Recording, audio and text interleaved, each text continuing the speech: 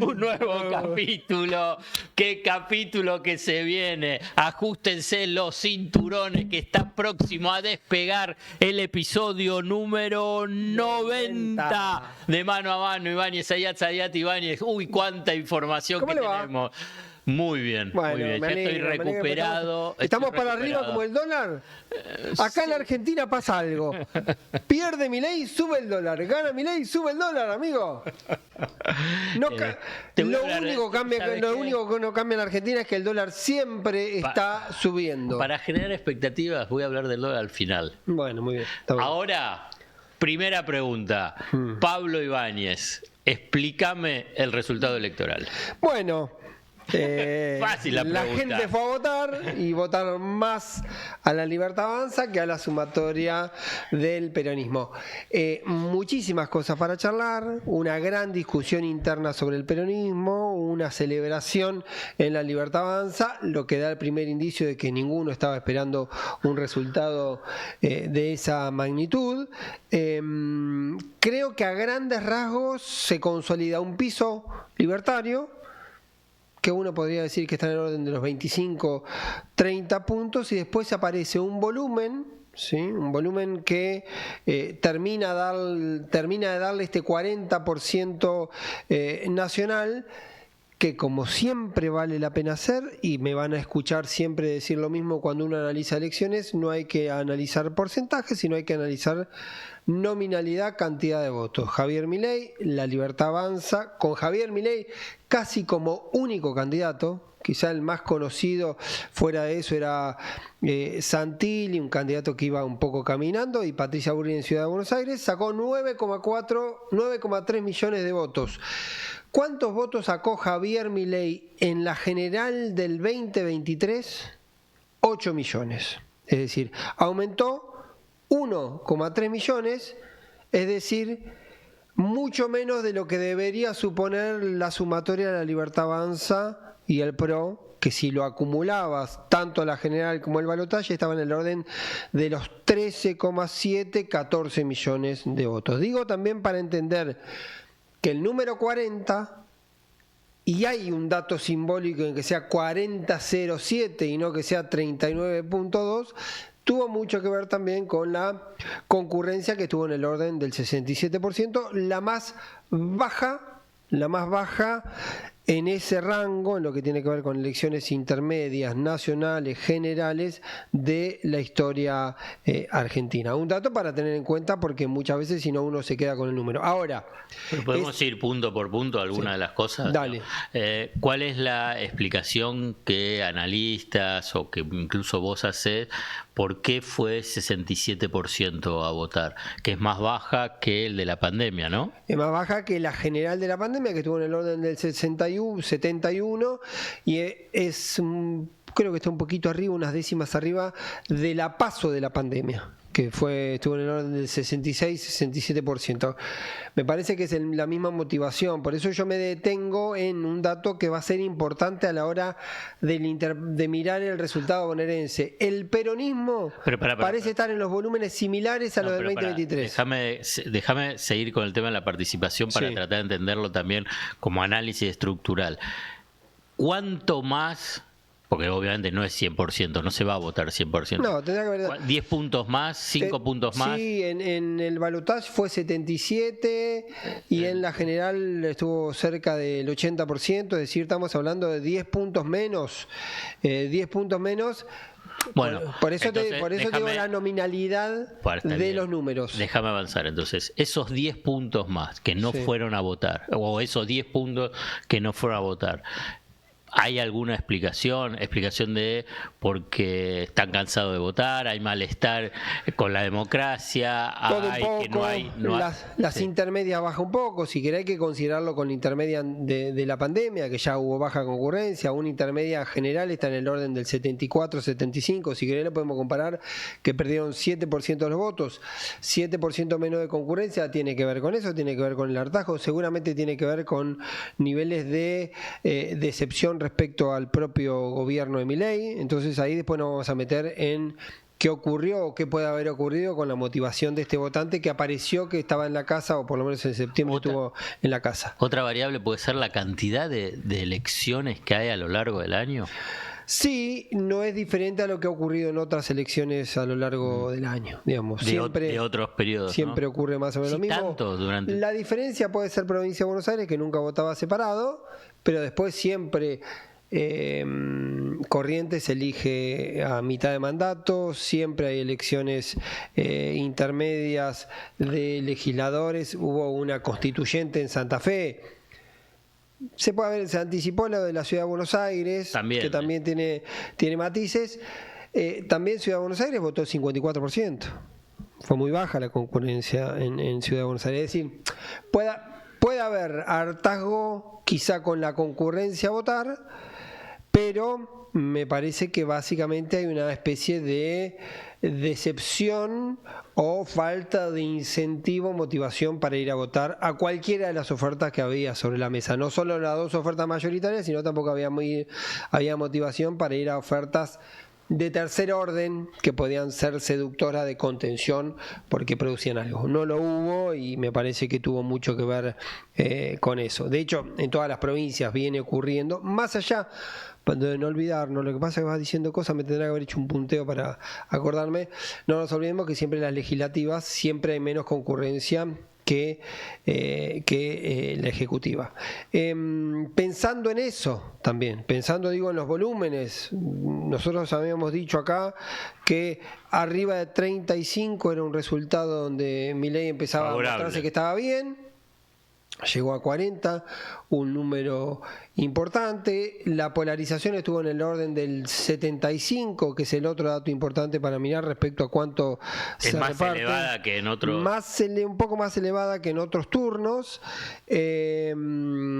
Polarizada significa que dos fuerzas mayores, se llevan el porcentaje mayor de votos. Casi 75%, si hacemos la cuenta esa en detalle. Entonces empezás a encontrar ese tipo de indicadores. Se repite mucho una variable que es de los fenómenos donde los presidentes ponen mucho en juego, que es las fuerzas del medio, aun siendo provinciales, se desdibujan con mucha intensidad, como ocurrió en el 2017, por ejemplo, donde Cambiemos tuvo una gran elección y todas las terceras fuerzas terminaron con muy poco volumen. Y eso me parece que es lo otro que se explica de lo que ocurrió. Es decir, un corrimiento que en otro momento podría haber sido una tercera fuerza, un acompañamiento a la fuerza provincial, con una elección nacionalizada polarizada, se votó en variable nacional, lo cual es absolutamente razonable y lo cual es y termina de consolidar algo que yo creo que de acá en adelante va a ser cada vez más claro y posiblemente sea un punto de no retorno, la división, el desdoblamiento de la elección bonaerense, que después vamos a hablar un poquito, que es el voto dual. Es el voto de votás lo que estás discutiendo en el momento. Cuando votás gobernador, votás de una manera. Cuando votás presidente, votás de otra. ¿Sí? Y un poco esa es la pregunta que te quería decir, porque se nota mucho la diferencia entre lo que son las elecciones provinciales y esta elección nacional, digamos, tanto para Santa Fe, Corrientes, Capital, sí, más o menos, no tanto capital, pero... provincia de Buenos Aires, con respecto a lo nacional. Santa Fe. ¿Y cuál es la explicación política? La agenda. Me parece que está clara la agenda, está clara cuando juegan los intendentes o los gobernadores. ¿Por qué hay? Eso no es la agenda, eso es la conversación. Cómo intervienen los intendentes o los gobernadores en si están en la campaña, provincia, en campaña si están o no. En campaña, si son candidatos. Pero ¿cómo es la disociación del electorado respecto? Es difícil, yo le estoy haciendo esa pregunta que por ahí no tiene respuesta, pero la disociación es decir, bueno, voto a Puyaro, pero en la elección nacional recontra castigo a Puyaro. Digo, pero si es el mismo. ¿Por qué voté a Puyaro antes y ahora rechazo los candidatos de Puyaro? Digo Puyaro como puede ser Yarlora o puede ser Axel Kicillof. Sí, yo jugaba con una interpretación un poco más marginal, que posiblemente haya gente que haya votado, voy a decir una excepción, y que sea marginal, pero que sea un marginal que lleve al extremo el voto dual, que haya gente que haya dicho, che, me gusta lo que hace, qué sé yo, Mariano Cascallares en Almirante Brown, pero después me gusta Milei, porque creo bueno, porque nosotros estamos poniéndole demasiado énfasis ideológico y conceptual a ese voto. El intendente muchas veces es alguien que te administra la gestión del gobierno local y muchas veces rompen ampliamente lo que son los sectores del propio voto del segmento ideológico partidario. Bueno, dije Cascallares para decir cualquiera, digo, pero bueno, con los gobernadores claramente ocurren esos dos niveles y en algunos casos antes también era así. Es una tesis más osada la que voy a hacer. En algunos lugares da la impresión que se votan gobernadores, yo daba el caso de Salta, por ejemplo, o de Misiones, se votan gobiernos locales con muchísima intensidad, qué sé yo, Misiones ganó por 60% de los votos, que son gobiernos proteccionistas, de presencia del Estado, de empleo público, de incentivo y demás, y después se votan presidente que conceptualmente está en las antípodas de eso, o parece estar en las antípodas de eso. ¿Cómo se comporta ese voto dual? Es un comportamiento quizá porque sienten... Falta investigar. No, quizás sienten que el gobernador cercano los protege, los contiene y que después en la macro hay como un desapego entre las dos dimensiones. Esa disociación, ¿existía antes? Te pregunto, por ahí no hay respuesta. En el 2017, en el 2015, no, en 2017, el 2013. Bueno, pero por eso a mí me parece como que es algo novedoso, no lo tengo registrado que digamos esa disociación tan marcada. Schiaretti ganó con el 55% en el 19 como gobernador y el cordobesismo 2 años antes había perdido la elección intermedia mal. Alberto Bereltinec en Río Negro había sacado, si no me falla la memoria, había sacado su lista en el 17 7-8 puntos, de hecho la bajó en la que fue a La Paso, sacó 7, 8, 9 puntos, la bajó, ¿sí? Y 2 años después él no pudo ser candidata y la hizo gobernadora Arabela Carreras. Digo, bueno, hay distancia en eso. Te traslado una inquietud para que lo trates con tus fuentes. Con mi analista. Con tus fuentes de analistas, para que expliquen con argumentos, esta disociación. Esta disociación que me parece importante porque si pasa a ser una variable clave de la política argentina a futuro, y me parece que habla de cómo pensar el escenario electoral y político de otra forma. No, pero fíjate vos lo que decís, que está muy bien. Y vamos a hacer un caso extremo, si querés. Pero cómo interviene. Lisandro Almirón, el candidato a gobernador de La Libertad Avanza en Corrientes en julio, sí. Creo que fue el 13 de julio, sacó 10 puntos. 10 puntos. Diciendo Almirón es Milei. Almirón es Milei. Yo jugaba un poco con Almirón, además estéticamente es bastante Milei, es casi un cosplay de Milei. Virginia Gallardo el domingo sacó 33. Era otra campaña, era la nacionalización contra lo provincial. Hubo 20% de votos, ¿sí?, que sí quisieron ir a Virginia Gallardo. Creo que no porque Virginia Gallardo sea una gran electora, sino justamente porque era lo que pensaba, se estaba nacionalizada la elección. Necesito un estudio de campo y de análisis al respecto. Segundo punto, vos estabas hablando del tema nominal.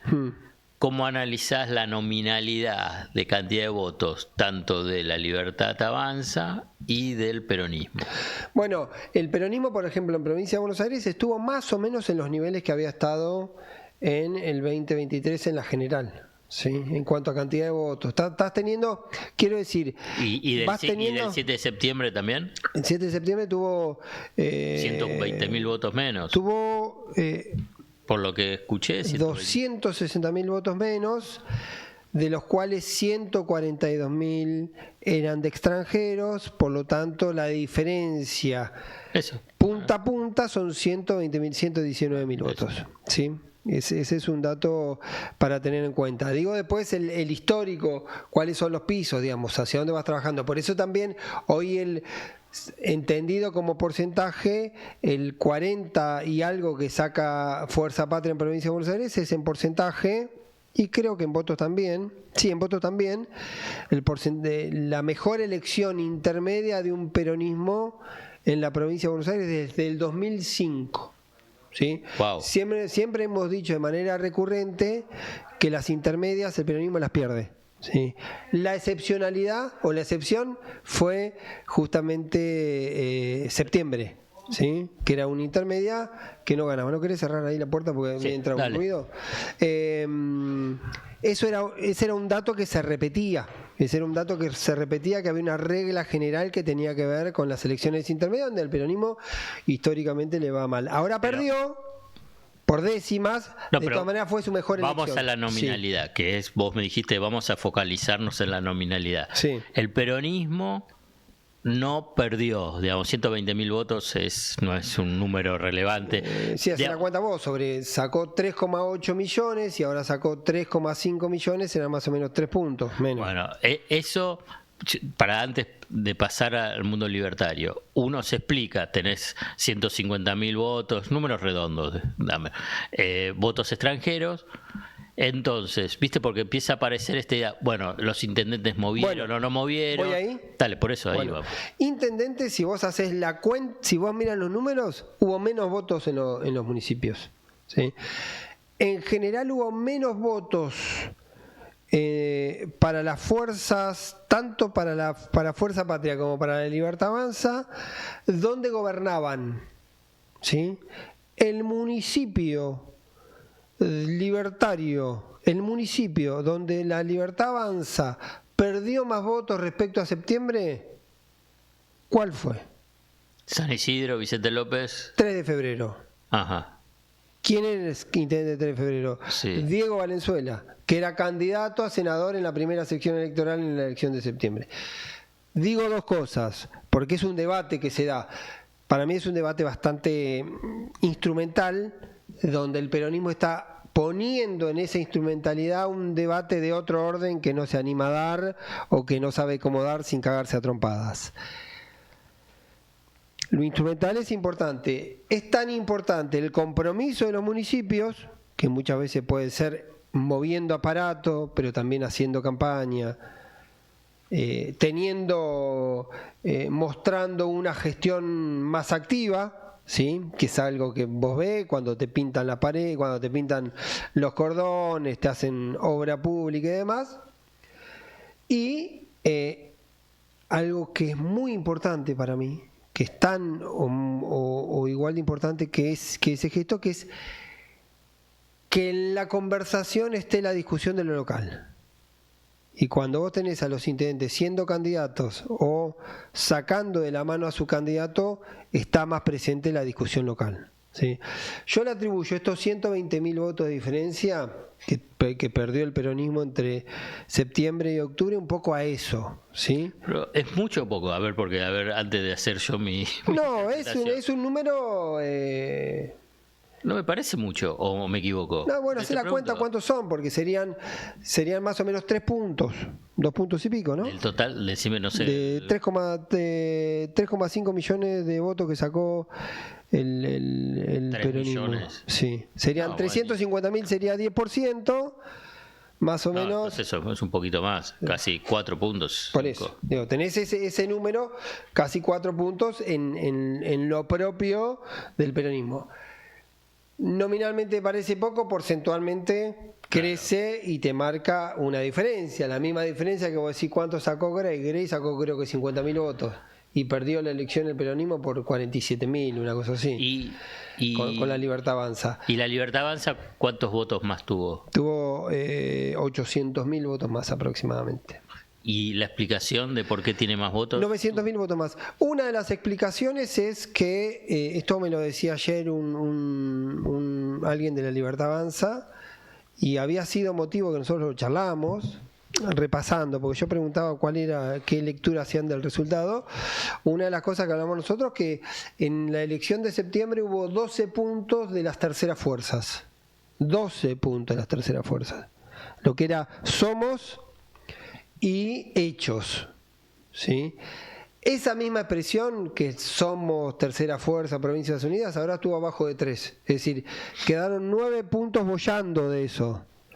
Lo más probable de esos 9 puntos, 8, 7,5, si querés tomar envión, fueron para ahí. Ya recortó con eso. Más los 2 puntos que recortó producto de los extranjeros, que eran más o menos 140.000 votos, 142.000 votos de extranjeros, que perdió el peronismo, porque hubo 2. Ahí salió... Está bien, sigamos. No, pero yo voy acumulando para hacer la cuenta porque nos perdemos con tantos números.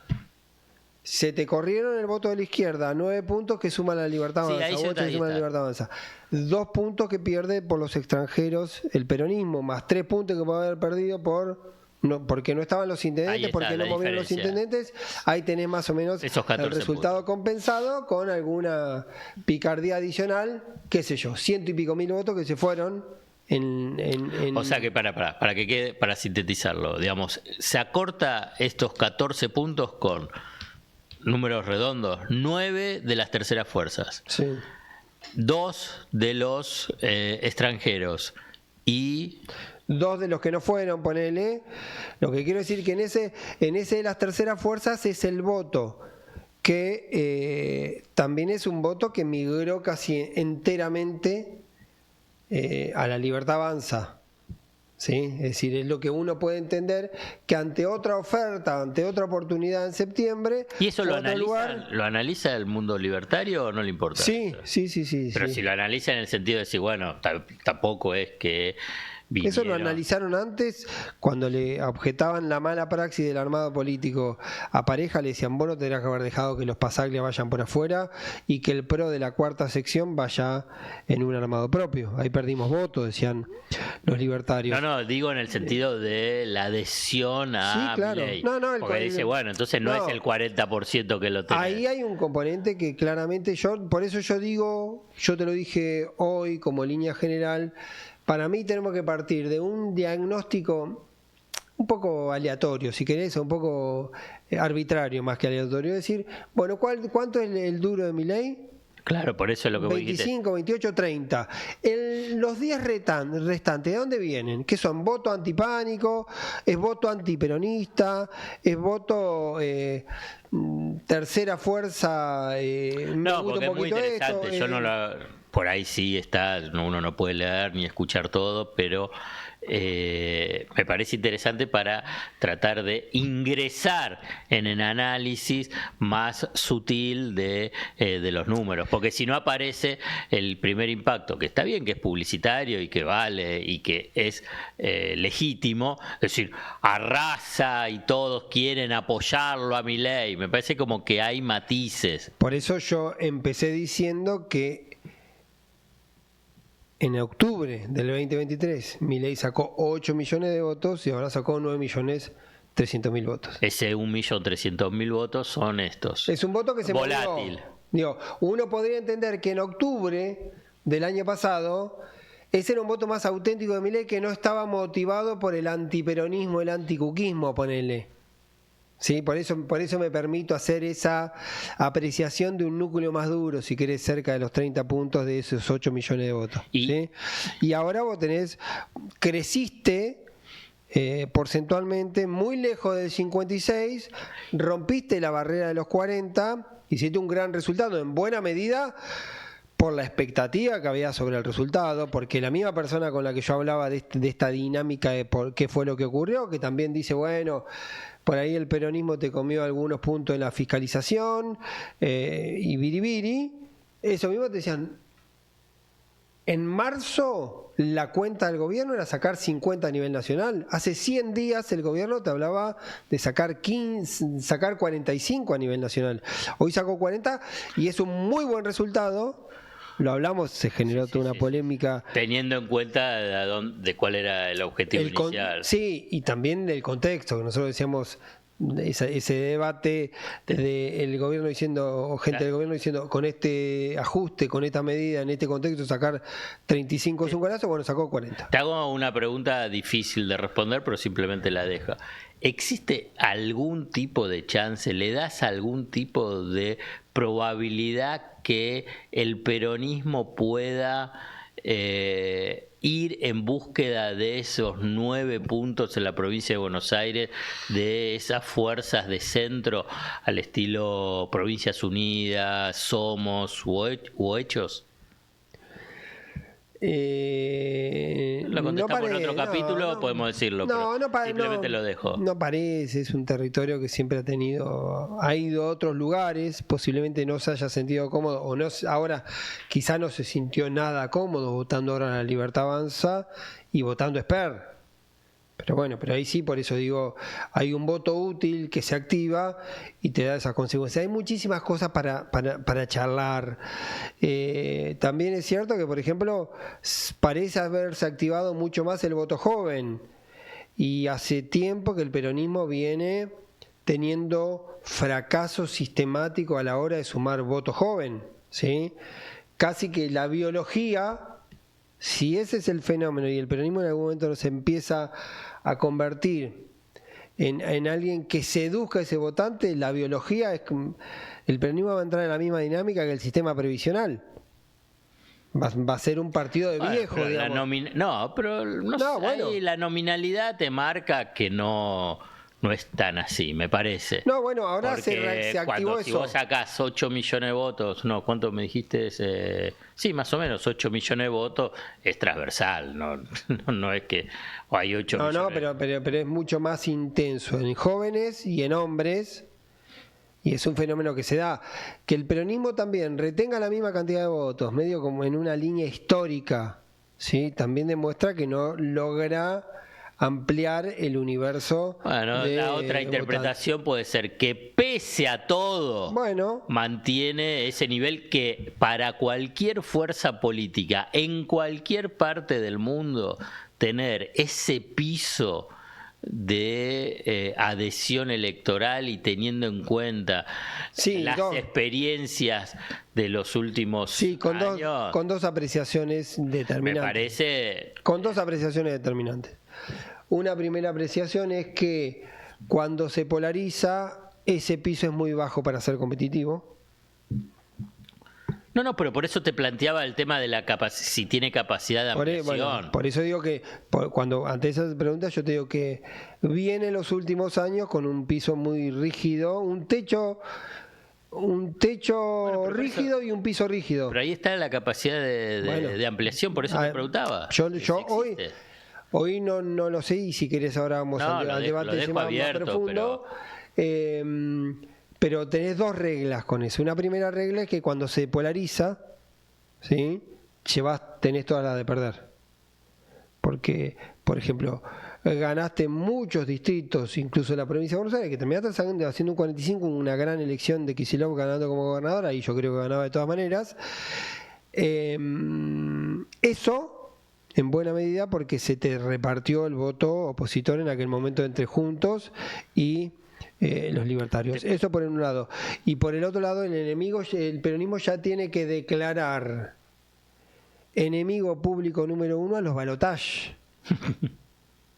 Porque es el balotaje de 45 puntos. Bueno, pero tiene un karma con el balotaje que solo en casos particulares, como las 2 veces de Cristina, en contextos pudo evitar los balotajes. En uno lo ganó sobradamente porque sacó 54%. Si hay una dificultad o hay un elemento que entre todo el debate respecto al desdoblamiento es que, como 1000 veces hemos dicho, en general la PASO funcionaba como un ordenador del voto útil contra el peronismo. Lo dijiste inmediatamente eso. Bueno, eso lo quiero recordar. Eso iba a tener el efecto que efectivamente lo tuvo. Lo tuvo para... Vos lo decías antes del 7 de septiembre. Para el 7 de septiembre que tuvo efectivamente ese mismo sentido. ¿Me dejas que incorpore una variable? Así incorporo la variable económica, pero después volvemos a algo más en lo político. Que quiero decir, hay veces uno dice alguna cosa y sí se verifica, después hace otro análisis que no tomó en cuenta la magnitud de esa intervención. Y me parece que la intervención de Trump diciendo, si no gana, yo le retiro el apoyo, actuó, como bien antes me mencionaste, me parece que lo dijiste al aire o fuera del aire, el botón antipánico. Digamos, y es muy fuerte. Y yo, la verdad, no lo tuve en cuenta o no me cayó la ficha en ese momento. En ese momento se entendía incluso como una debilidad del gobierno, porque eso ocurría en un momento donde había una proyección de que no era fácil que el gobierno gane. Y gran parte de la población, no importa quién votó, la verdad es que el miedo y la incertidumbre del día después, decir, che, ¿qué pasa si no gana? ¿Qué? ¿El dólar se va a 2.500? Todo. Hoy todo se va. Y entonces muchos que tienen su comercio, que tienen su trabajo, que tienen su industria, que tienen su actividad, dice, no, si este pierde, a mí se me cae todo. Claro. Y bueno, no me gusta Milei, no me gusta nada de Milei, pero no quiero quilombo, por lo menos en esta elección, porque es una elección de medio término. Por ahí para las presidenciales se verá. Bueno, es otra cosa. Ahí yo creo ¿Te gusta ese concepto? Yo lo mencionaba en la nota del lunes, yo lo mencioné en una nota del sábado en Cenital, hablando del voto antiperonista y el voto anticaos, ¿sí? El voto respecto al pánico, que era un interrogante para ver cómo se comportaba, porque se había instalado mucho este proceso. Está bien. Yo solo pongo toda la variable de los 10 puntos del extra, digamos, lo que le dio el diferencial para llegar a 40, ¿sí? Lo pongo ahí. Es arbitrario, digo, pero lo pongo ahí, como pongo ahí la oferta. Y ahí yo creo que eso se magnifica no solo por el caos, sino también por algo que es tema de conversación, de que el peronismo llegó a la final sin hacer más nada que estar en pie enfrente de Milei. Me dejas una cosita más, y es un voto racional, quiero decir. Sí, claro. Cuando por el tema del voto de no quiero caos, no quiero pánico, tengo miedo a la incertidumbre, es un voto pero eminentemente racional, ¿viste? Porque puede haber algunos que pueden decir, no, eso es afectivo, o es, digamos, es un voto... Es una racionalidad afectiva, es decir, no, tiene que ver con racionalidad económica. Tiene que ver con tu vida, y vos decís, che, yo quiero que esto estalle el lunes y vaya no sé a dónde, porque lo que se rompe en mi vida no es que se complica el gobierno, sino se complica el gobierno, también va... pero seguramente el gobierno va a tener que hacer el análisis de eso, cómo interpreta un resultado que fue evidentemente un envión fenomenal de lo anímico y lo político. Vos decís que la oposición y el peronismo no hizo nada desde el 7 de septiembre hasta ahora, dejando como que con el argumento de si ves al enemigo golpeándose, no haga nada. Sí, yo también creo, y esto lo voy a decir, seguramente me contradiga respecto a lo que dije en los últimos días y lo que diga en general, en los próximos días. Es lo que hacemos en general los periodistas. Posiblemente no tenga que ver con los candidatos. Yo creo que con los candidatos, sobre todo Milei demuestra que los candidatos tanto no importan cuando lo que se está discutiendo es algo más global. La campaña, si hubiese sido exitoso el resultado, que dependía de otras cosas, no quiero decir, la campaña tuvo un desapego, todo el peronismo desapegado con la campaña, un candidato que era un candidato oportuno para el momento, porque a nadie le generaba amenaza, y no era un candidato que posiblemente no generaba grandes seducciones, pero tampoco generaba grandes rechazos, era un candidato de cierta neutralidad. La campaña fue una campaña de baja intensidad. De baja intensidad, o donde sobre todo el martes estuvo Kicillof en C5N en minuto 1 y yo le preguntaba eso, si no fue poco la campaña, si vos al votante con decirle Milei no le alcanza, porque el Milei no puede ser válido para el tipo que está definitivamente enfrente de Milei, pero para el tipo que tiene duda, pero dice, bueno, Milei no, pero que sí, si no le decís, no pones algo en el que sí, tampoco sos demasiado seductor. Y yo creo que la campaña, el paroxismo de una campaña vacía fue los candidatos explicando cómo se votaba, enseñando a usar la boleta única, digamos. No sos un profesor de formación cívica, sos un candidato, digamos, tenés que hablar de otra cosa. Puede ser el argumento, che, vota acá, esto funciona así para votar. De hecho, el sistema de boleta única, donde hubo 2 cargos, demostró que tuvo bastante falencia porque hubo mucho voto en blanco. Pero me refiero que evidentemente había cierta comodidad. Respaldo ese aspecto vinculado con de la boleta única de papel, que todos lo presentan como un gran éxito. Lo que vos estás mencionando muestra esa falencia. Incluso tuve una cuestión sobre uno de los ONG promotoras especiales, CIPEC, sobre la boleta única de papel, que estaban muy contentos. Me parece que merece por lo menos algún matiz, una reflexión un poquito más nada más porque claramente realista sobre, y no hubo docencia sobre la dificultad que tuvo esa boleta. Del mismo modo que asumo esa deficiencia respecto al efecto Trump, quiero compensarlo para que abrir el juego sobre Milei, que cuando muchos estaban y planteaban respecto a, y bueno, ¿qué pasa con Milei? Y se cae Milei, y yo planteaba, digo, si le das la definición que Milei tiene vocación de poder, él va a continuar y va a tener. Y yo soy de los que piensa que tiene vocación de poder. Y ahora hago la definición para que vos avances. Me parece que está demostrando con creces que tiene vocación de poder, y la manifestación más clara fue el discurso que él hace el guiño a Macri, hace el guiño a los gobernadores y hace el guiño al interior del mundo libertario, para decir, a partir de que sabe, ahora lo desplaza vos, lo analizás todo vos, que sabe que Estados Unidos, que fue el pulmotor que le permitió llegar a la selección, le dice, mirá, ahora tenés que tener gobernabilidad, mirá, ahora tenés que construir una base política para poder desarrollar las reformas. Él lo hace. Él se somete a quien es más poderoso, que es Estados Unidos, que le dice, tenés que hacerlo. Eso es vocación de poder. Esa vocación de poder.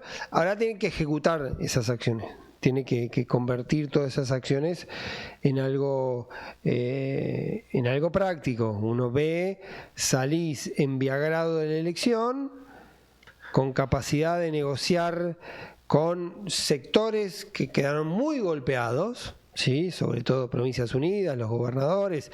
Yarlora llamó el lunes a un funcionario del gobierno diciéndole, cuando contá conmigo. Jaldo, uno de los ganadores, va a seguir con su bloque propio. Jalil, uno de los gobernadores que hoy el peronismo pone como ganador, que ha sido el más vidrioso después de Jaldo de los peronistas, también dice, yo jugué la mía, gané la mía, no me vengan a romper la pelota a ver qué tengo que hacer como diputado a partir de ahora. Se abre todo ese juego. Zamora, que vos lo ponés en la cuenta del peronismo, sí, yo no sé qué va a hacer Zamora. Zamora, bueno, ¿qué quiero decir? Más vos allá decís, si todo eso Milei tiene capacidad de gestionarlo. Todo eso lo tiene que gestionar Milei, digo, tiene una oportunidad maravillosa desde el punto de vista político para gestionar. También, algo que me parece que hay que mirar es, las elecciones tienen un impacto y ese impacto se puede ir licuando, ¿sí? El fenómeno. Se va licuando. Se va licuando y vos tenés que tener ese efecto. A favor y en contra, las dos cosas. Tenés que convertirlo. Si te quedó del otro lado todo el dispositivo muy golpeado. El peronismo por el resultado que se dio vuelta, por una crisis que no termina de ordenar. Y algo más, que acá te quiero abrir la puerta a vos. Quiero decir, tiene todos esos beneficios, ¿sí? Tiene todos esos beneficios. Y te voy a abrir la puerta a vos con dos casos. Yo hacía el chiste del dólar y después te voy a hacer el chiste. No te voy a hacer el chiste, te voy a hacer la pregunta de la economía real. Le preguntaba, se lo tengo que preguntar a alguno más, pero se le pregunté a Álvarez Agis. Le digo, escuchame una cosa, porque era una pregunta. ¿No será que la apreciación que se hace sobre la crisis de la economía no es tal? ¿No será que se está sobreestimando la crisis económica y en realidad lo que uno parecía que el voto bolsillo iba a ser importante, eso no ocurrió? No me quiero perder porque dije sobreestimar. Vamos a dejarlo para el próximo capítulo, va a ser viejo. Yo mirando septiembre, vuelvo para atrás. Mirando septiembre, creo que hubo, y tiene que ver un poco con esto, quizá hubo, le pongo quizá o le saco, ¿qué? ¿Le pongo o le saco el quizá? Quizás, Decilo, ¿le saco? ¿Se le pongo o se le saco? Quizá se mal diagnosticó el resultado de septiembre. Quizá en septiembre esos 13 puntos y pico, esos 14 puntos, hicieron creer que le estaban picando el boleto a Milei, que la gente se había cansado, que el hartazgo había hecho que la gente que no quiera a Milei, o que podría haber ido a Milei, no fue, y está terminado, y ya se le terminó la magia, y ya está. Entonces quizá se sobreestimó, ¿sí? El impacto, se sobrediagnosticó el significado de esa elección y posiblemente haya sido la anomalía, la elección de septiembre, sobre lo que venía y a dónde va. Lo digo porque siempre se dijo esta idea de que aquel voto fue un voto económico, porque provincia de Buenos Aires es donde más golpea la crisis, y por eso hoy le hacía Álvarez Agis dice, no, la crisis del metro cuadrado, la microeconomía está, existe salario, pérdida de valor, pérdida de empleo, todo eso está, recesión económica está. Si nosotros, analistas, vos de la economía, yo de la política, sobredimensionamos el peso electoral de eso, es otra historia. Pero yo tenía esa pregunta, digo, ¿no estaremos mirando mal y la que gente no está tan mal como nos parece? No, estoy en línea con la economía real, está paralizada, los ingresos no alcanzan, aparte lo dicen todos tus amigos encuestadores, cuando hacen las encuestas. ¿Vos te diste cuenta, López? ¿López? Sí, no, está durmiendo. López. ¿Vos te diste cuenta que me pasan la factura de los encuestadores a mí todo el tiempo, Zayat? Y si a vos te encanta. No. Si a vos te encanta. Tenés que hacer un asterisco, te lo iba a dejar al final. Sí, tenés que hacer un asterisco. ¿O no? Yo los defiendo absolutamente. Es duro, es duro. Pero ¿sé por qué lo digo? Hablé con Sheila Wilker el sábado. Estaba con Salvador. Mira, Salvador, fuimos al chino. Estábamos en el chino. Fuimos a comprar carne. Salvador quería comer entraña. Compramos una entraña. Fui a buscar una coca. Hablando yo con Sheila Wilker. Sheila me dice, lo último que tengo es 3 puntos abajo. La diferencia en provincia de Buenos Aires, 3 puntos de diferencia del PJ, nada más, dice, y viene achicando. Hace 10 días eran 9, ahora son 3. O sea, podemos llegar a la conclusión que hagamos las encuestas un día antes y todo el resto que se dediquen a otra cosa. No, ella me dijo, la tendencia hace 10 días era de 9 a favor. Hoy, el sábado, me dijo, lo último que tuve, 3 puntos. Bueno, de diferencia. Pero hay, escúchame, seamos buenos entre nosotros. Hay algo que tenés que poner alguna hipótesis, porque no puede ser que vos hagas una encuesta sobre el clima político en una semana y en una semana te cambie 6 puntos. 6 puntos son 500.000 votos. Entonces hay algo que tenés que poner. El más menos, el error estadístico no es 2, tenés que poner 8. No, bueno, ¿sabés qué tiene que ver con eso? Y eso lo digo es bastante conocido eso. La gran cantidad de gente que define su voto a las 72 horas antes de la Entonces elección. no tiene mucha relevancia entonces las encuestas previas. Pero por supuesto que no. Por eso se equivocan algunos y por eso otros la aciertan rigurosamente. Bueno, con diferencia. volvamos, no importa, no ya está, importa. era un Quiero asterisco decir, eso. Sí, te gustan la economía real está en una situación muy crítica. Y esto yo en su momento también vuelvo a algún concepto que reiteré y que ahí sí estoy convencido y está demostrado en la historia, tienen diferentes dinámicas. La dinámica económica, la dinámica social y la dinámica política. Tienen diferentes tiempos. Sí. Y eso no se refleja inmediatamente en la política. ¿Te acordás que siempre te lo mencioné? Entonces la economía sigue mal, está mal, no hay perspectiva de que esté mejor. Lamentablemente que no va a estar mejor, salvo en algunos viste que ahora se menciona, bueno, en algunos nichos, petróleo, el sector del campo le va a ir muy bien, va a venir una cosecha de trigo récord histórica, la del maíz es muy buena, la del soja también va a ser muy buena, minería, y hay que ver algo vinculado con el tema de servicios, de algo de servicios y fundamentalmente los servicios vinculados con la economía del conocimiento. Pero el resto está muy mal, la industria, el comercio, el servicio y por consiguiente también el empleo y el nivel de ingresos. Entonces esta situación se da y entonces decir, che, pero no se reflejó en la política.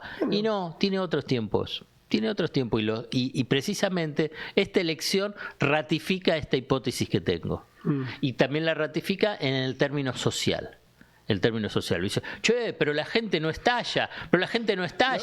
Lo voy a simplificar, pero hace un par de meses, hablando con algunos dirigentes, me acuerdo en una cena, era la historia de que la hipótesis era, va a ganar Milei, y en realidad el momento real para Milei va a empezar después de las elecciones, porque los gobiernos, más o menos, hay cierta lógica que se preserva, de decir, vos no le bajás el pulgar a una oferta que votaste, a una expectativa en 2 años. Bueno, hizo muchas cosas, podría haber hecho muchas cosas que dañó a mucha gente, y puede haber gente que nunca lo votó y jamás lo votaría, pero que después puede haber un sector que esté motivado por esto, de la expectativa de que, bueno, hay que ver, pero vamos hasta acá 2 años. Hay la expectativa, y además él planteó la expectativa, entonces estos 2 años va a ser clave. Del mismo modo, y acá para cerrar, que va a tener que demostrar que tiene vocación de poder, que ya lo demostró, y lo que vos muy bien mencionás,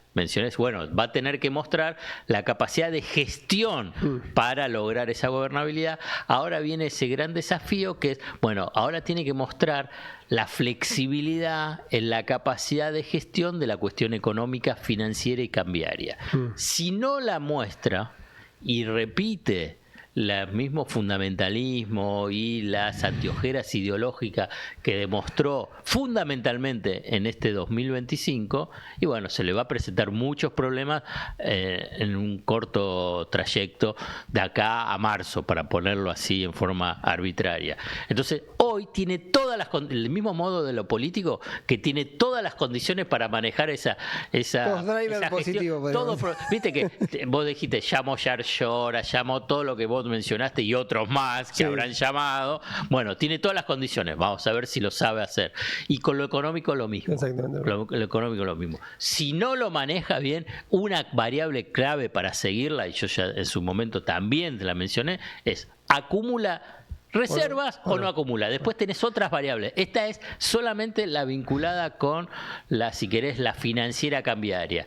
Si no acumula, va a estar repitiendo los errores y todo el resto va a empezar a decantar en forma negativa. Si empieza a acumular dólares en la reserva, cuestión que yo creo que sí. Yo creo que sí, precisamente por esa vocación de poder, el pragmatismo, y porque Estados Unidos se lo pide.